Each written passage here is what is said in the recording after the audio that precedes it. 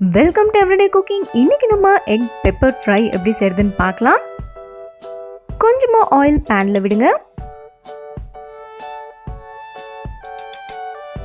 ஒரு பெரிய சைஸ் பெரிய வெங்காயத்தை குட்டி குட்டியா சாப் பண்ணி இதோட ஆட் பண்ணுங்க. இதை நல்லா வதக்க ஆரம்பிங்க.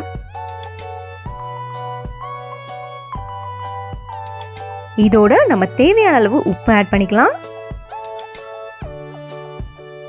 வெங்காயம் நல்லா கலர் சேஞ்ச் ஆகிற வரைக்கும் வதக்கிட்டே வாங்க. இந்த ரெசிபி ரொம்ப சிம்பிளான ரெசிபி. வெங்காயமும் பெப்பர் பவுடர் தான் இதோட மெயின் இன்கிரீடியன்ஸே. பட் என்னன்னா வெங்காயத்தை நீங்கள் எவ்வளோ தூரம் வதக்குறீங்களோ அவ்வளோ தூரம் இது நல்லா இருக்கும். இதோ வெங்காயம் ஓரளவுக்கு நல்லா வறுபட்டுருச்சு. இந்த ஸ்டேஜில் நம்ம பெப்பர் பவுடர் ஆட் பண்ணலாம். நான் இங்கே 1 டீஸ்பூன் பெப்பர் பவுடர் ஆட் பண்ணுறேன். பட் உங்களோட டேஸ்ட்டுக்கு தகுந்த மாதிரி கூடவோ குறைவோ ஆட் பண்ணிக்கோங்க. இப்போ நல்லா வதக்க ஆரம்பிக்க வேண்டியதான். லோ ஃப்ளேம்லே எவ்வளோ தூரம் ஆனியனை வறுத்துட்டே வரீங்களோ அவ்வளோ தூரம் இந்த டிஷ் ரொம்ப நல்லா இருக்கும்.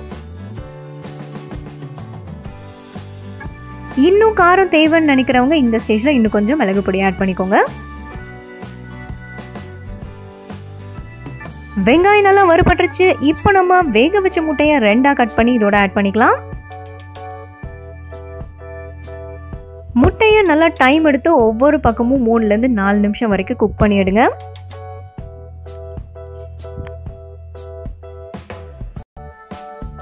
மசாலா அதிகம் ஆட் பண்ணலைனாலும் மிளகு வெங்காயம் முட்டை காம்பினேஷன் ரொம்பவே நல்லா இருக்கும்.